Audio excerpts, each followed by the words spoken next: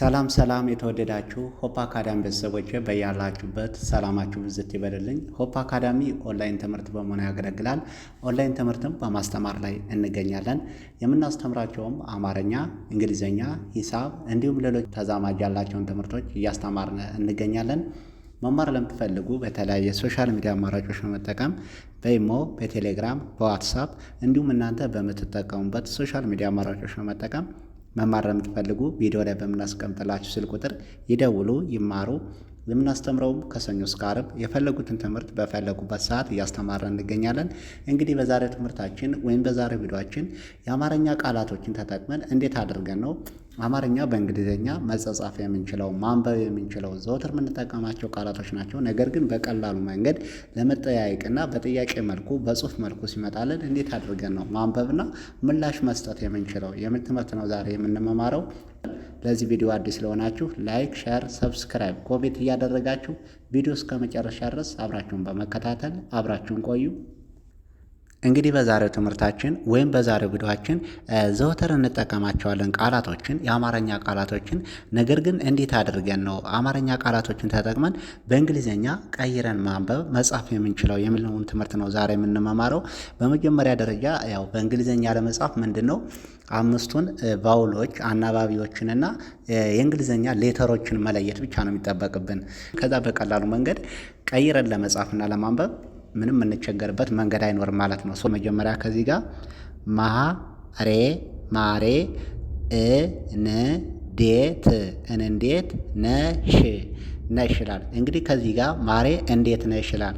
ይሄ እንግዲህ የአማርኛ ቃላቱ ተጠቅመን በእንግሊዝኛ እንዴት አድርገን ነው መጻፍ የምንችለው የሚለው እናያለን። እንግዲህ ማሬ እንዴት ነሽ የሚለው የአማርኛ ቃላት ነው። ከዚህ ጋር ግን እንዴት አድርገን ነው በእንግሊዝኛ የምንጽፈው የሚለውን ቀለል ባለ ሁኔታ እንመለከታለን እናያለን ማለት ነው።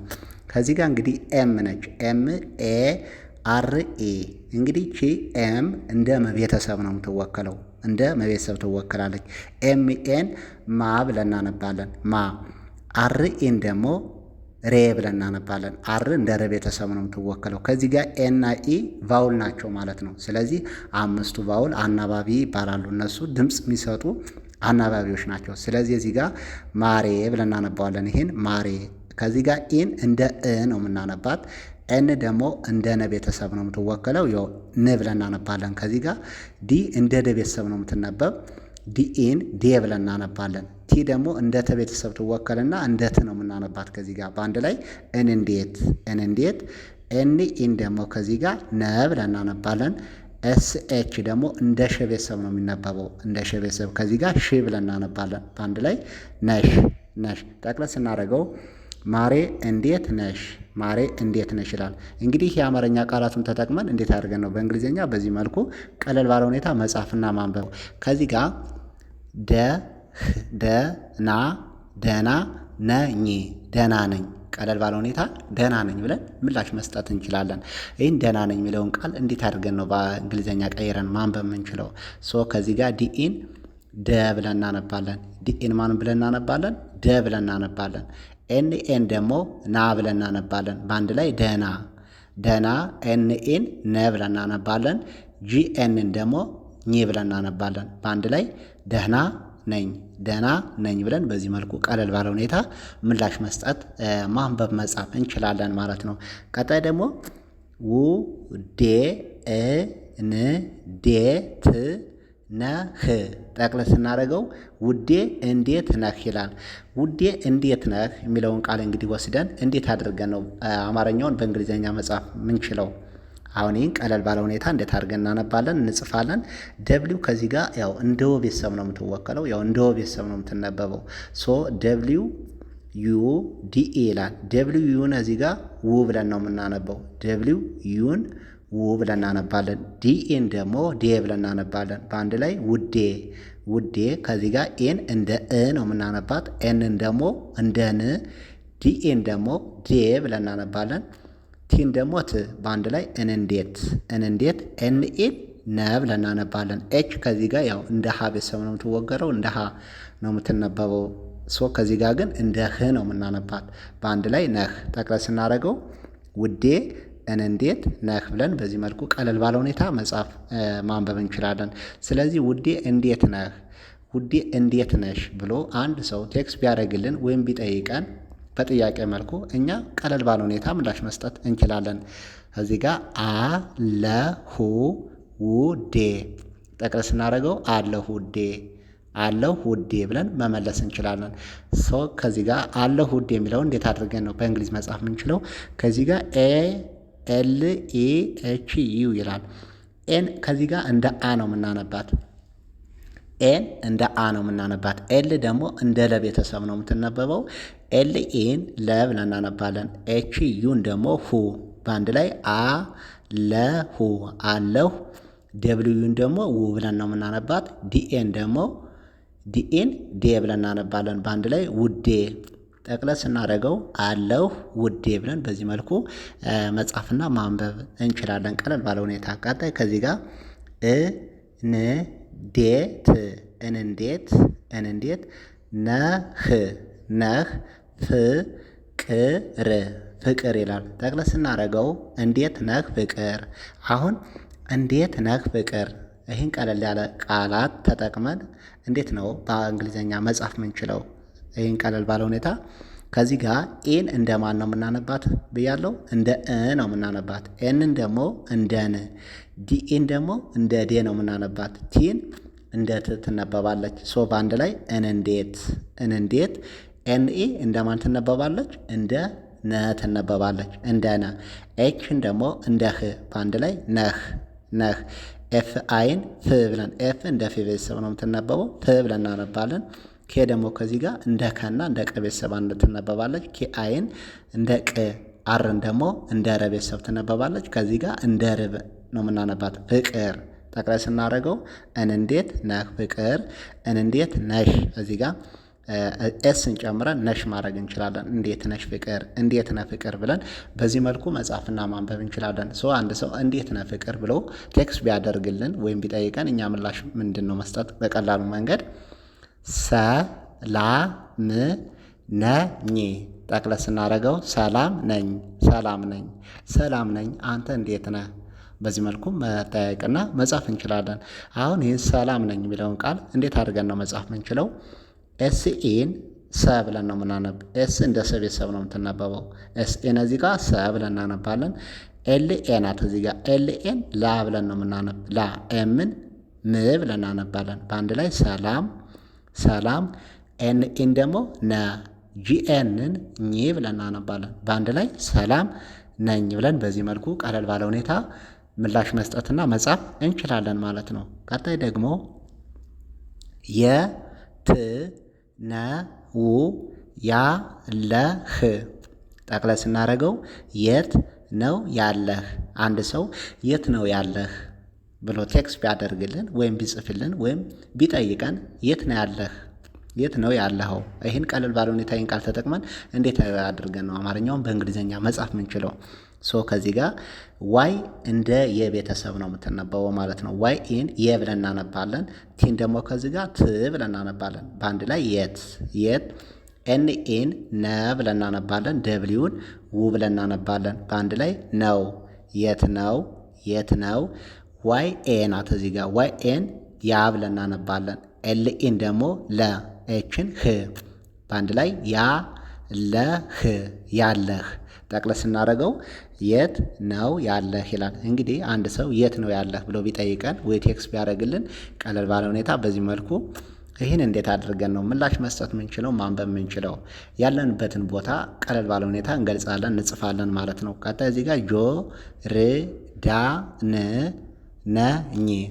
ጠቅለል ስናደርገው ጆርዳን ነኝ ብለን ያለንበትን ቦታ ቀለል ባለ ሁኔታ ምላሽ መስጠት እንችላለን። ጆርዳን ነኝ ብለን ለመጻፍ እንዴት አድርገን ነው በቀላል ሁኔታ ጀ እንደ ጀ ቤተሰብ ነው የምትነበበው። ያው ጀኦ ጆ ብለን እናነባለን። አርን ር ብለን እናነባለን። ዲኤ ዳ ብለን እናነባለን። ኤንን ደግሞ ን በአንድ ላይ ጆርዳን። ኤንኢን ነ ብለን እናነባለን። ጂኤንን ደግሞ ኝ በአንድ ላይ ነኝ። ጠቅለል ስናደርገው ጆርዳን ነኝ ብለን በዚህ መልኩ ያለንበትን ቦታ መግለጽ፣ መጻፍ፣ ምላሽ መስጠት እንችላለን ማለት ነው። ቀጣይ ደግሞ ከዚህ ጋር የት ነው ያለሽ። ጠቅለል ስናደርገው የት ነው ያለሽ። ይህን የት ነው ያለሽ የሚለውን ቃል እንዴት አድርገን ነው በእንግሊዝኛ መቀየር ማንበብ መጻፍ ምንችለው? ይህን ቀለል ባለ ሁኔታ ዋይኤን ያው ብለን ነው የምናነብ። ቲን ደግሞ ት ብለን እናነባለን። በአንድ ላይ የት ኤንኤን ነ ብለን ነው የምናነባት። ደብሊውን ደግሞ በአንድ ላይ ነው። ዋይኤን ደግሞ ከዚህ ጋር ያ ብለን ነው የምናነብ። ኤልኤን ለ ብለን እናነባለን። ኤስኤችን ሽ ብለን ነው የምናነብ። በአንድ ላይ ያለሽ። ጠቅለል ስናደርገው የት ነው ያለሽ ብለን በዚህ መልኩ ማንበብና መጻፍ መጠየቅ እንችላለን። አንድ ሰው እንግዲህ የት ነው ያለሽ ብሎ ቴክስት ቢያደርግ ቢጽፍልን ቢጠይቀን እኛ ቀለል ባለ ሁኔታ እንዴት አድርገን ነው መጻፍ የምንችለው? ሳውዲ ነኝ። ጠቅለል ስናደርገው ሳውዲ ነኝ ይላል። ሳውዲ ነኝ። ይህም ያለንበትን ቦታ እንግዲህ ሳውዲ ነኝ ብለን ያለንበትን ቦታ መጻፍ መግለጽ እንችላለን። ሳውዲ ነኝ የሚለውን ቃል እንዴት አድርገን ነው አማርኛውን ቃል በእንግሊዝኛ መጻፍ የምንችለው? ከዚህ ጋር ኤስ ያው እንደ ቤተሰብ ነው የምትነበበው፣ ግን ኤስ ኤ ከዚህ ጋር ሳ ብለን ነው የምናነበው። ሳ ደብሊው ዩን ደግሞ ው ብለን እናነባለን። ዲ አይን ዲ በአንድ ላይ ሳውዲ። ኤንኢን ነ ብለን እናነባለን። ጂኤንን ደግሞ ኝ በአንድ ላይ ሳውዲ ነኝ ብለን በዚህ መልኩ መጻፍና ማንበብ ምላሽ መስጠት እንችላለን ማለት ነው። ቀጣይ ደግሞ ዛሬ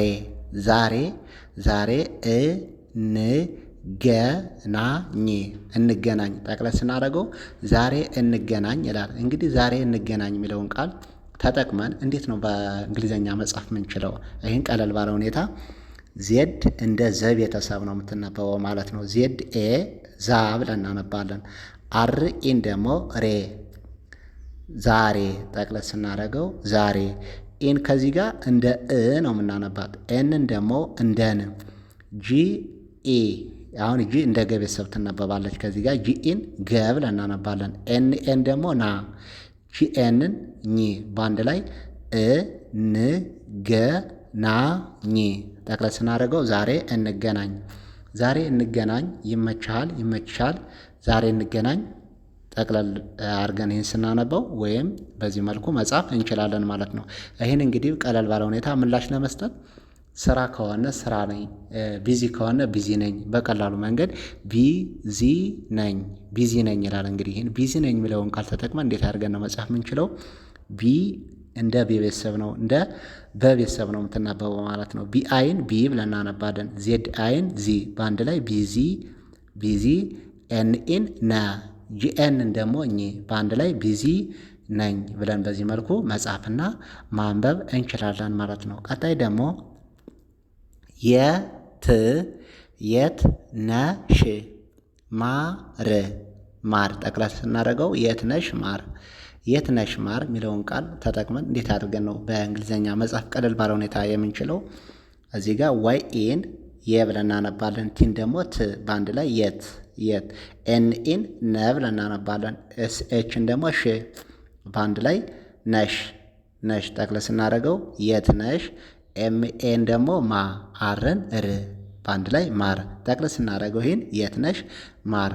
አሁን የት ነህ ማር ብሎ አንድ ሰው ቴክስት ቢያደርግልን ወይም ቢጠይቀን ይህን በጽሁፍ መልኩ እንዴት አድርገን ነው መጻፍና ምላሽ መስጠት የምንችለው? ቀለል ባለ ሁኔታ ስራ ቦታ። ጠቅለል ስናደርገው ስራ ቦታ ይላል። እንግዲህ ያለንበትን እንገልጻለን ማለት ነው። ይህን ስራ ቦታ የሚለውን እንዴት አድርገን ነው መጻፍ የምንችለው? ኤስ እንደ ስ እናነባለን። አርኤን ደግሞ ራ ስራ ቦታ ቢኦን ቦ ብለን እናነባለን።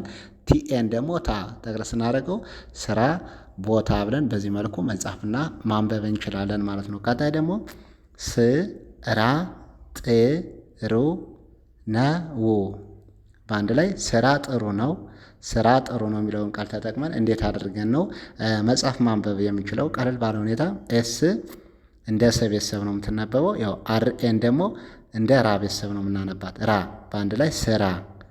ቲአይን ደግሞ ጥ አርዩን ደግሞ ሩ በአንድ ላይ ጥሩ ኤንኢን ና ደብሊውን ደግሞ ው በአንድ ላይ ስራ ጥሩ ነው ብለን በዚህ መልኩ ቃላቱን ተጠቅመን ማንበብና መጻፍ ቀለል ባለ ሁኔታ እንችላለን። ከዚህ ጋር ደግሞ ስራ ጥሩ ነው እንዴት ነው ብሎ አንድ ሰው ቴክስት ቢያደርግልን ቢጠይቀን ቀለል ባለ ሁኔታ ምላሽ ለመስጠት ቆንጆ ቆንጆ ነው ይላል። ጠቅለል ስናደርገው ቆንጆ ነው። እንግዲህ ቆንጆ ነው የሚለውን ቃል እንዴት አድርገን ነው መጻፍ የምንችለው? እዚህ ጋር ኬ እንደ ቀ ቤተሰብ ትነበባለች ማለት ነው። ኬ ኦን ቆ ብለን እናነባለን። ኤንን ደግሞ ን፣ ጆኦን ደግሞ ጆ፣ በአንድ ላይ ቆንጆ ቆንጆ፣ ኤንኢን ነ፣ ደብሊውን ው፣ በአንድ ላይ ነው። ጠቅለል ስናደርገው ቆንጆ ነው ብለን በዚህ መልኩ መጻፍና ማንበብ ቀለል ባለ ሁኔታ እንችላለን ማለት ነው። እንግዲህ ብዙውን ጊዜ በጥያቄ መልኩና በምላሽ ለመስጠት ብዙውን ጊዜ ቀለል ባለ ሁኔታ በዚህ መልኩ መጻፍ እንችላለን ማለት ነው። በቀጣይ ቪዲዮአችን እስክንገናኝ መልካም ጊዜ፣ መልካም ቆይታ